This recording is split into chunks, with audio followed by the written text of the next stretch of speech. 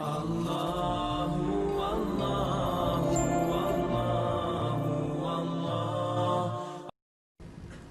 juga di garis bawahi poin ini ya, ini sering saya bahasakan, tapi ini saya ulangi mungkin karena cukup lama kita libur kemarin. Ikhwani, orang berbuat amal soleh itu ada kenikmatannya. Orang buat dosa ada kenikmatannya. Tapi dua kenikmatan ini mustahil bersatu, nggak bisa. Antum kalau merasakan nikmatnya ibadah, dan itu dengan cara ibadah itu tanda kutip harus dipaksakan, nggak bisa nggak. Kalau antum tidak paksakan sholat malam, mulai nanti malam bunyiin jam beker, atur sejadahnya, bubuhi minyak wangi, paksain diri bangun, mustahil. Sampai mati antum tidak akan sholat malam, karena syaitan nggak mau kita ibadah, harus dipaksakan tuh. Kalau kita tidak paksakan, jalan ke rak buku kita di rumah yang kita taruh Al-Quran, paksakan jalan ke sana, ngambil Qurannya, paksakan baca selembar sehari, tidak bakal dibaca sampai kita meninggal. Mungkin sampai anak cucu kita juga tidak sentuh Quran itu. Mereka cuma mengenang, oh itu Quran nenek dan kakek saya. Nggak bisa kalau dipaksain. Ibadah yang dipaksakan, Allah gunakan kata-kata paksa dalam Al-Quran ini ya, tanda kutip bahasa saya ini ya. Allah SWT mengatakan, a'udzubillahi minasyaitonirrajim, walladzina jahadu fina lanahdihannahum subulana. Orang yang memaksakan diri ke jalan kami akan pandu menuju ke jalan-jalan kami. Kalau kita biasakan paksakan diri, sesuatu yang dipaksakan di awalnya itu nanti akan menjadi sebuah kebiasaan. Kalau dia kebaikan maka akan baik tuh. Kita kalau biasakan diri puasa Senin Kamis, atau biasakan diri untuk azan langsung ke masjid, coba biarin bergulir tuh. Nanti kalau sudah menjadi sebuah kebiasaan, kita nggak enak lagi kalau nggak kerjain gitu. Karena kenikmatannya sudah muncul. Kalau ada orang yang setiap azan ke masjid, sebulan aja misalnya dijaga sama dia, nanti gak enak tuh, sekali aja terlambat satu rakaat masbuk, apalagi kalau ketinggalan sholat berjamaah, itu luar biasa penyesalannya, seperti sebuah gunung yang berat. Dari ini yang kata Nabi SAW, orang mukmin kalau berbuat dosa kecil, pelanggaran kecil sebenarnya, seperti gunung yang besar di atas punggungnya, berat rasanya, menyesal kenapa ya gitu. Sementara orang munafik kalau berbuat dosa besar, dianggap seperti lalat yang hinggap di hidungnya dan dia usir seperti ini.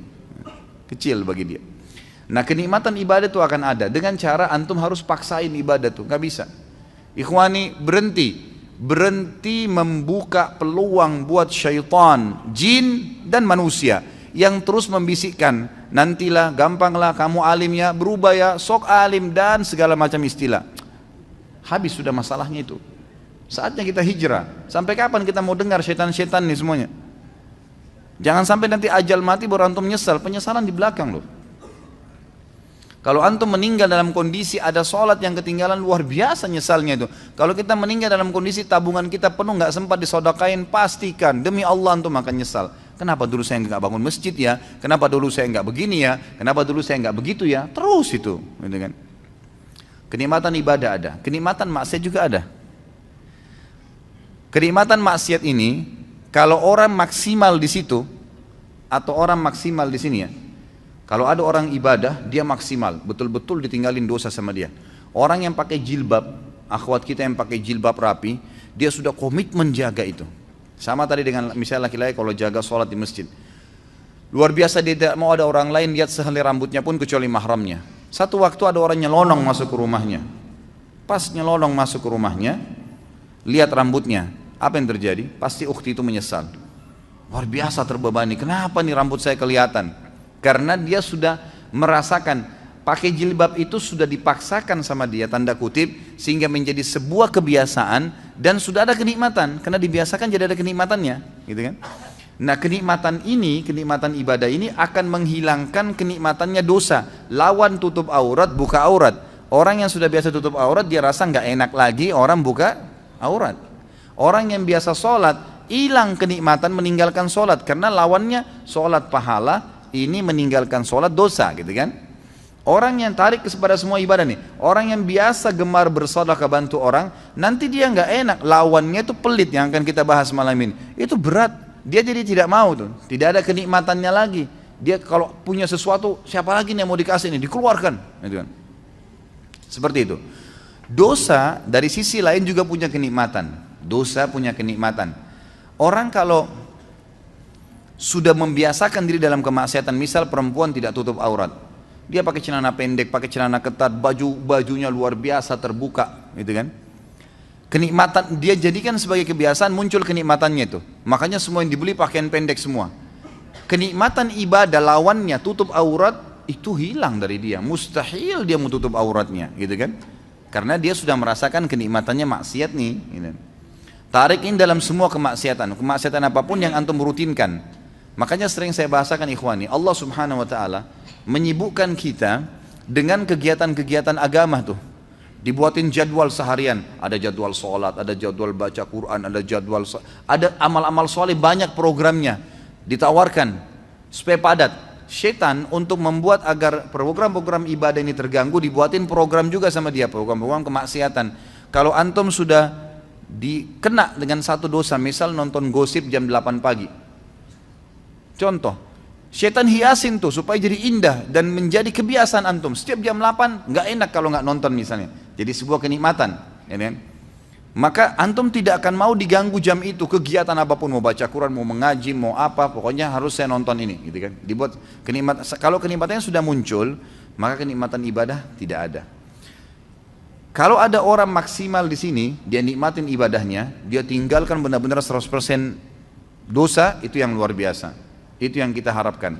Kalau ada orang yang maksimal juga di dosanya, tidak pernah beribadah, kalau menurut saya dengan kacamata dia ya, saya bicara dengan kacamata orang yang bermaksiat, itu bagus dia. Kenapa dia bagus? Karena dia maksimal menikmatin tuh.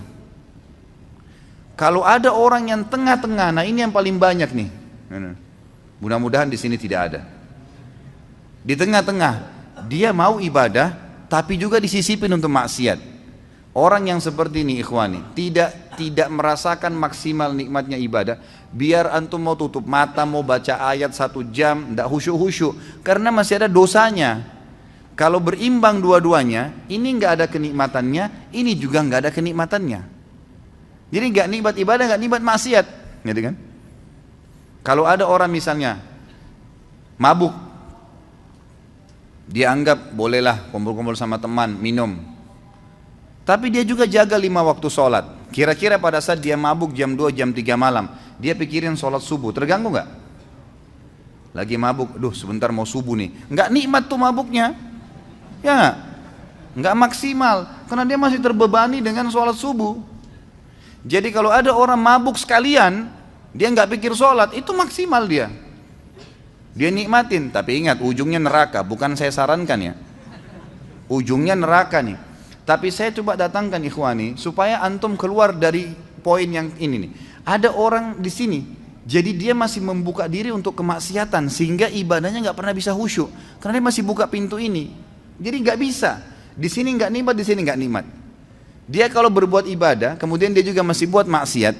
Nanti dia pada saat sudah pelihara jenggot, sudah mulai hadir pengajian, sudah mulai jaga sholat, tapi masih pacaran misalnya. Dia jalan, kalau dia jalan dengan pacarnya itu, pasti dia diikuti dengan ketakutan-ketakutan. Takut dilihat, takut nanti ada yang tahu nih teman pengajian, takut begini, nggak maksimal tuh. Coba kalau dia nggak ada beban, memang dasarnya rusak, mau telanjang di jalan, mau pergi kemana-mana sama dia nggak ada beban, nggak peduli, gitu kan? Memang ahli neraka sudah, ya sudah. Dia sudah nggak ada malunya, kata Nabi SAW, kalau kau tidak malu, buat apa yang kau inginkan? Nah ini dia rasakan maksimal di situ, tapi ujung-ujungnya konsekuensi ada, dosa dan masuk neraka, gitu kan? Jadi antum tidak ada opsi. Menjadi orang yang mukmin memang sejati, nggak ada lagi peluang untuk maksiat. Udah habis ceritanya itu. Bisikan-bisikan syaitan untuk gini, untuk gitu, negosiasi supaya masih mau ngurangin kekhusyuan pahala, ngurangin sedekahnya. Buka dompet 50.000, 10.000, sama 5.000. Pas antum buka niat mau sedekah buat orang fakir miskin. Begitu antum buka syaitan bisikin 5.000 aja. Ya. Dia ambil 5.000 kasih. Enggak, a'udzubillahi minasyaitonirrajim. Makin besar jaring yang kita lempar, makin besar ikan yang didapat. Bagaimana caranya orang mau dapat ikan paus pakai cantolan yang kecil? Jebol lah. Untuk nangkap ikan teri dipakai untuk panggil ikan paus, nggak bisa. Pakai kapal tanker. Tuh dapat ikan paus tuh besar, gitu kan.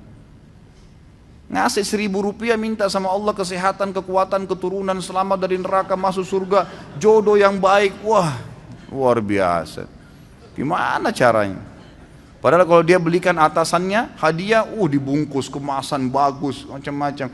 Kita kalau kasih fakir miskin, ikhwani, itu kita bukan kasih dia sebenarnya, kita seperti memberikan hadiah kepada Allah itu. Makanya para ulama mengatakan, Urwah Ibn Zubair rahimahullah, seorang ulama tabi'in yang masyhur, beliau mengatakan, jangan kalian menganggap sama sekali sedekah yang kalian keluarkan itu bentuk sedekah, itu hadiah yang kalian berikan kepada Allah. Maka malulah seseorang di antara kita kalau memberikan kepada Allah lebih sederhana dari apa yang dia berikan kepada orang yang dia hormati dari manusia. Kalau perlu, kalau kita mau kasih buah, memang di packing resmi, bagus, kasih fakir miskin. Itu gimana senangnya dia. Dia sih cuma dapat duniawianya, tapi Allah memberikan kita balasan sesuai dengan kadar keikhlasan kita. Gitu kan? Jadi di sini maksimal ke sini, dan ini sudah tolak. Saatnya hijrah, nggak bisa sampai kapan nih? Gitu. Kalau setengah-setengah percuma gitu. Tidak akan merasakan kenikmatan semuanya.